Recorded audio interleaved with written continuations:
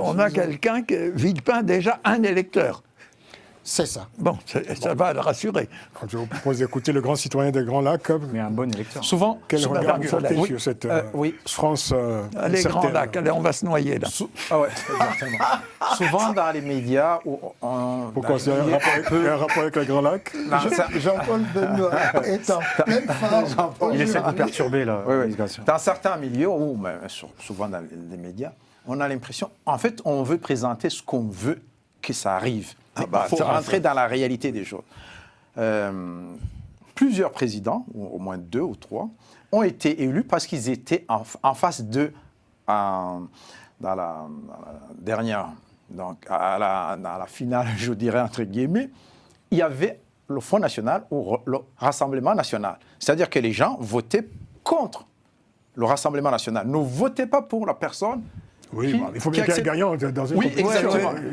Mais on constate que de temps en temps, les gens, à un certain moment, comme en fait les mêmes et les autres candidats, ils ont un discours qui se rapproche finalement de celui du Rassemblement National, les gens de plus en plus lâchent cette affaire, vont lâcher cette affaire de se dire on va voter contre. Ce qui fait que, à un certain moment, je pense même, ce n'est pas exclu, le Rassemblement National peut arriver au pouvoir parce que les gens, finalement, vont se dire, on a tellement donné les idées, les idées de partis des uns des autres, mais la population a finalement adopté ces idées. Regardez même au niveau de l'immigration. Quels sont les partis qui ont les mêmes idées que le Rassemblement National à une certaine période? Pratiquement beaucoup de partis. Disons spécialement le LR aujourd'hui. C'est à droite que ça se passe, comme vous dites. Oui. Le LR de la France est globalement à droite. Pas seulement droite. Ah si, le LR de Retailleau. Non, mais attends. Qui est très proche, mais Horizon n'est pas... Oui, vous avez le centre droit aussi. Horizon, oui, le centre droit. Oui. Mais le centre droit, ça pas tous les partis. C'est ça. Oui, mais le centre droit ne représente pas grand-chose par rapport à... Certains partis ont banalisé le discours de l'extrême droite. C'est ça. Et globalement, la France est plutôt à droite. Bruno. Actuellement. Alors moi, je vais dire une chose, pour conclure. Moi, j'aime l'incertitude de la démocratie. Finalement, il y a beaucoup de candidats, il y en a sans doute trop, et il n'y a pas la figure charismatique. Mais je préfère vivre dans un pays où je ne suis pas sûr à l'avance qu'il y aura un candidat qui fera 99%. Ah oui, d'accord. On est tout à fait d'accord là-dessus. Tout à fait d'accord. Pas de débat, là. Tout à fait d'accord. Et finalement, est-ce qu'aujourd'hui, c'est une France qui s'interroge sur son avenir politique ou pas, ou alors... Non, c'est une France qui s'interroge sur son avenir politique et sur elle-même, parce que le monde a changé. Je dis, moi, l'intelligence artificielle, je trouve qu'on n'en parle pas assez. C'est un phénomène majeur qui aura des répercussions éthiques, économiques, industrielles et qui fondera sans doute la puissance. Mais alors, est-ce que les acteurs politiques font justement ce travail de pédagogie pour expliquer à leurs concitoyens que ce monde a changé? Francis, je suis d'accord avec vous, pas assez. Il faut justement faire la pédagogie de l'avenir en disant, certes, il y a des problèmes à régler sur les retraites, sur la durée, sur les 35 heures, sur l'état des hôpitaux. Bref, il y a des séries de la vie, des sujets de la vie quotidienne, mais qui sont importants. Mais quand on veut incarner un pays pour 5 ans, on doit poser des questions majeures. Et les questions majeures, c'est quelle sera l'Europe et la France de demain? Et jusqu'à présent, la seule personnalité politique qui pose ces questions, c'est Dominique de Villepin. Ah, ça y est. Oui, mais vous... En conclusion? Oui, en conclusion, je suis d'accord avec Maître, mais vous ne voulez pas qu'on parle véritablement des sujets. Mais non, ce n'est pas le sujet. Oui, mais c'est ce qu'il a dit. Alors, je suis obligé de rebondir sur ce que vient de dire Maître. Oui, bien sûr. Non, parce que là où il a raison, c'est qu'on ne parle pas aux Français, on ne dit pas la vérité, de savoir le nombre de métiers qui vont être touchés par l'intelligence artificielle et qu'est-ce qu'on propose en termes de formation. Dominique de Villepin le fait. Oui, au moins nous avons directeur de cabinet. Non, mais nous avons au moins, je veux dire, quelqu'un qui nous avance un choix déterminé. À part paralysie cachée, là. Oui. Oui, mais il ne sera pas forcément candidat. Il y a un article dans le Canard enchaîné aujourd'hui qu'il faudrait lire à son sujet. Oui, en tout cas... Non, mais voilà, de Villepin, il a fait un bon discours à l'ONU parce que Chirac, qui était chef de l'État, avait décidé... Non, mais il a déjà dépassé ce stade-là, Jean-Paul. Oui, d'accord. Mais quand il était Premier ministre, ça n'a pas été un succès majeur. Absolument. Bon, mais en tout cas, le discours, en tout cas, Le fait que Alfred rappelle évidemment ce nom, mais il a le droit. C'est intéressant en tout cas, parce a le droit de le faire. Parce qu'il n'est pas le seul à le faire, non. Parce que effectivement, il y a quand même dans les discussions qu'on entend ici et là, il y a un choix vital qui se dessine, même s'il n'est toujours pas candidat. Et d'ailleurs, c'est le seul qui arrive quand il parle. On a l'impression qu'il n'est ni à gauche ni à droite. Les gens. Personnellement, les gens l'admirent, qu'il soit de gauche ou de droite. Ni à gauche ni à droite, c'était le thème de Macron. Il ne reste rien de la Macronie aussi. Il faut dire qu'il ne reste rien de la Macronie. Vous pouvez conclure? Oui, je vais essayer de conclure. Qu'elle conclure. Je vais essayer de conclure. Faites-le avec enthousiasme. Avec enthousiasme, oui. Avec calme. Non, il ne faut vraiment pas que. Il est traumatisé par Ranjanirine. Il ne faut pas qu'on tombe dans ce piège que les extrêmes veulent apporter entre, d'un côté, l'immigration, et on va avoir cette redondance sur ce sujet, pour moi, qui n'est pas un sujet. Et en plus, quand il est traité, il ne l'est pas traité vraiment de manière, en tout cas sur le fond, parce que quand on parle d'immigration, on sait très bien que ça touche les cotisations de retraite, donc comment finance le système de retraite, de l'immigration comme d'un épouvantail, etc.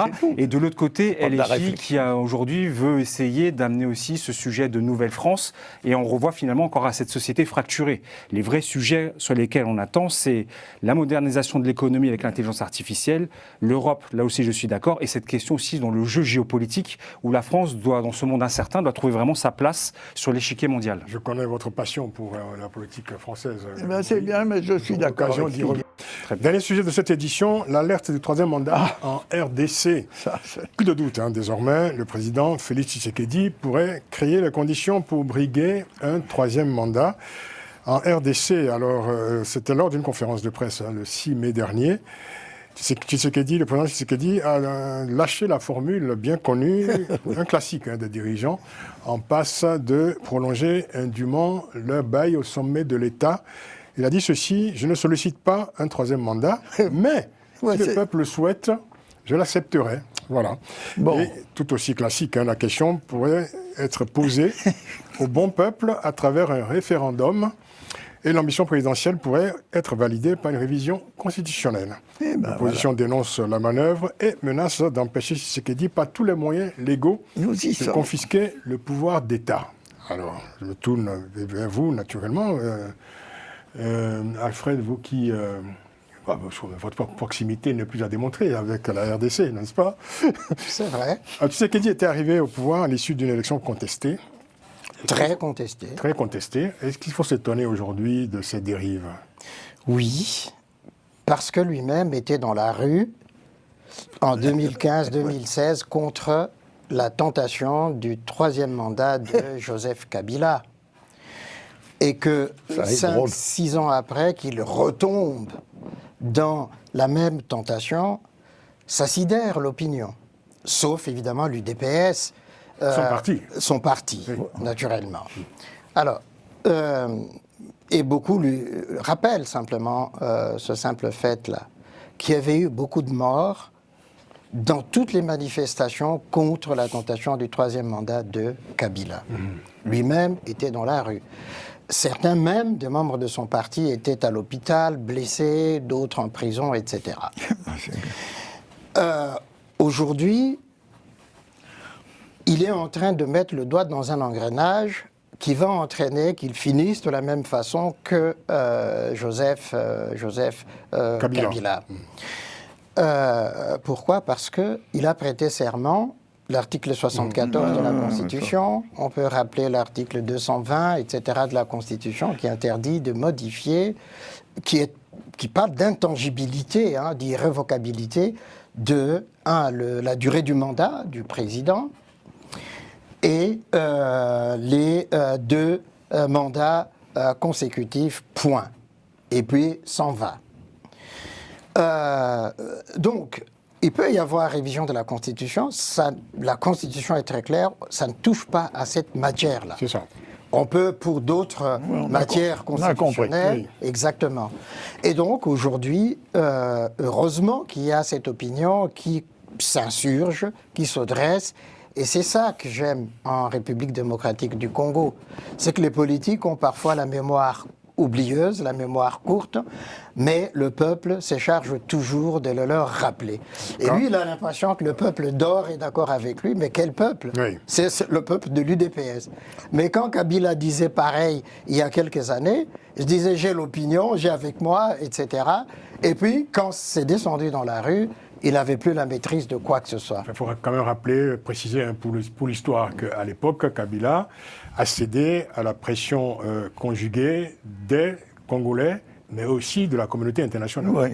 Absolument. Il y a eu une pression internationale très forte. Ah, mais c'est d'abord congolaise. Alors, Tshisekedi a estimé qu'une élection présidentielle ne pourrait se tenir tant que la sécurité ne serait pas restaurée à l'est de la RDC. C'est l'un de ses arguments. Alors, il faut quand même rappeler que la sécurité ne l'a pas empêché d'organiser des élections, enfin, n'a pas empêché la RDC d'organiser des élections au cours des dernières années. Est-ce que c'est sérieux tout ça, Gratien?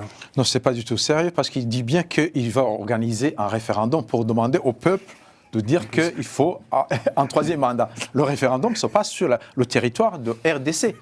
C'est-à-dire, le territoire où il va se passer le référendum, il peut y avoir les élections sur ce même territoire, si la validité est la même.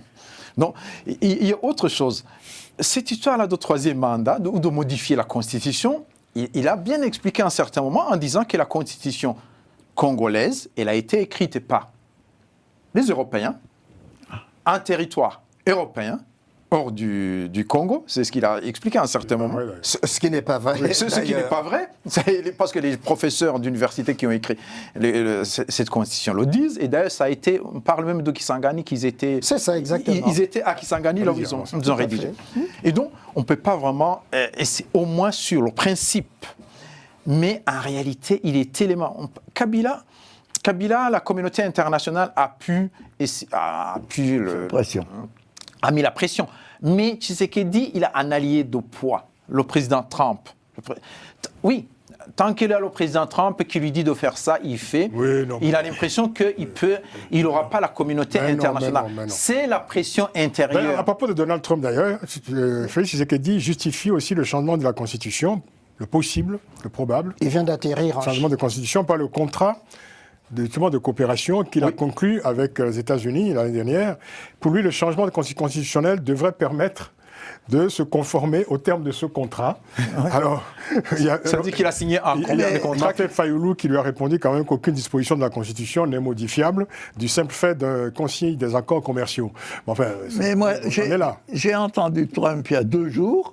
Il est en Chine, là, aujourd'hui. Oui, je sais.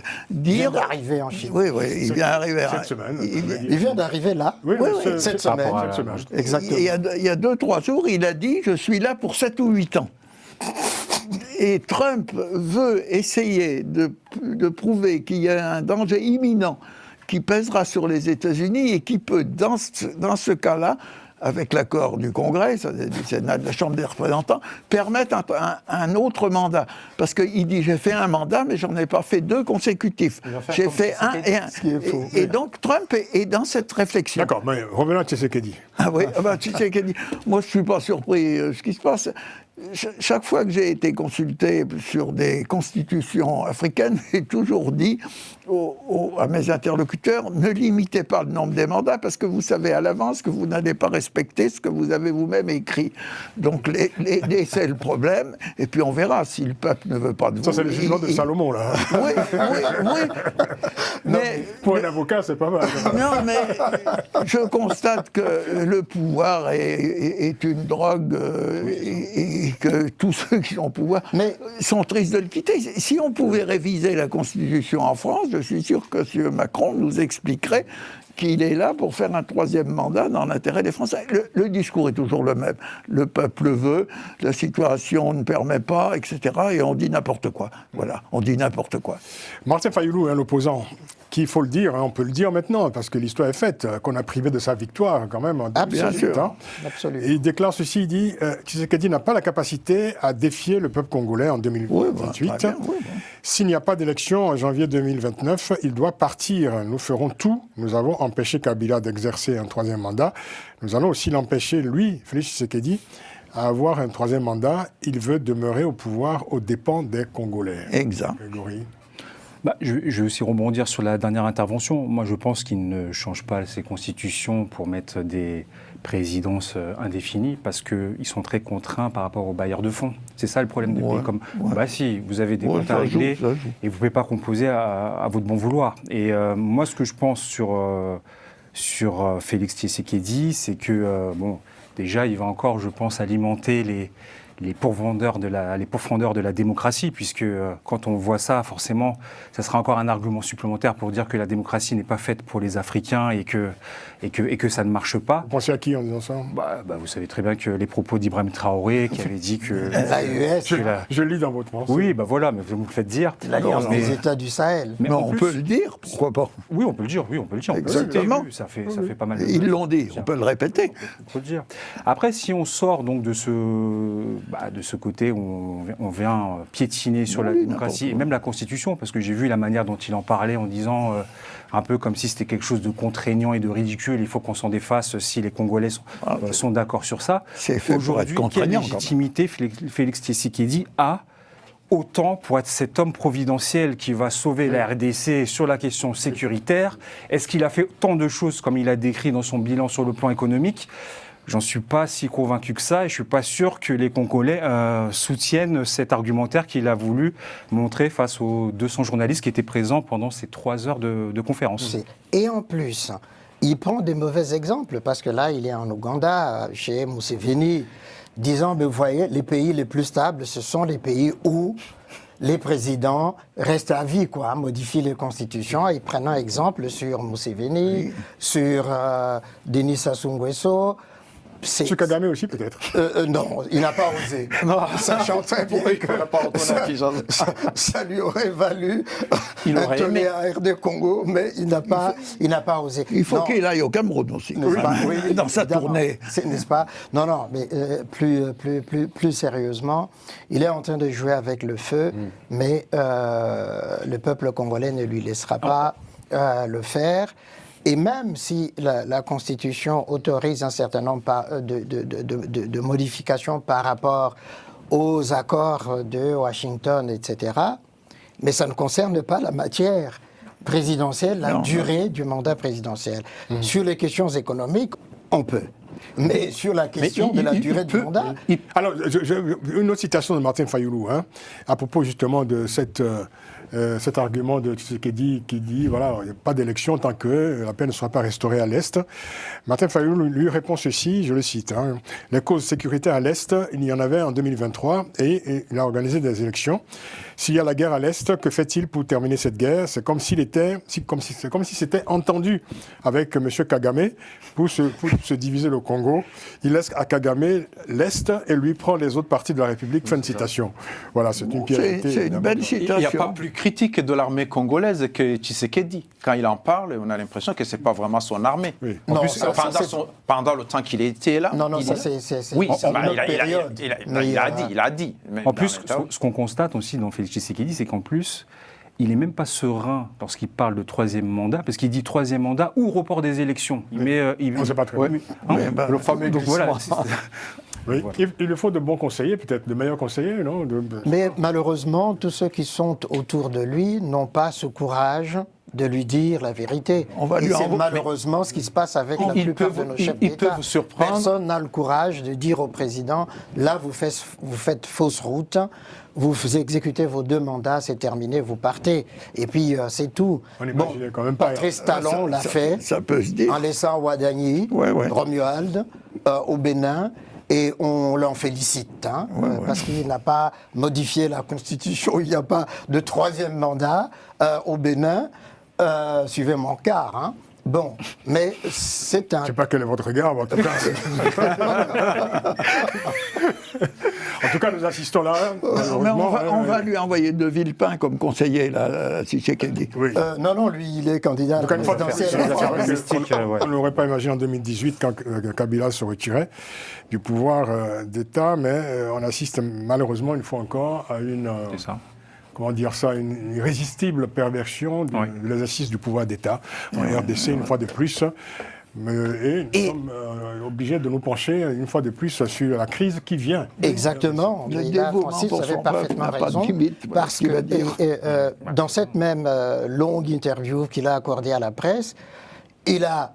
Et ça m'a stupéfié, rappelé. Vous voyez, le président Kabila aurait dû rentrer dans l'histoire parce qu'il avait permis la transition démocratique, on aurait continué ainsi.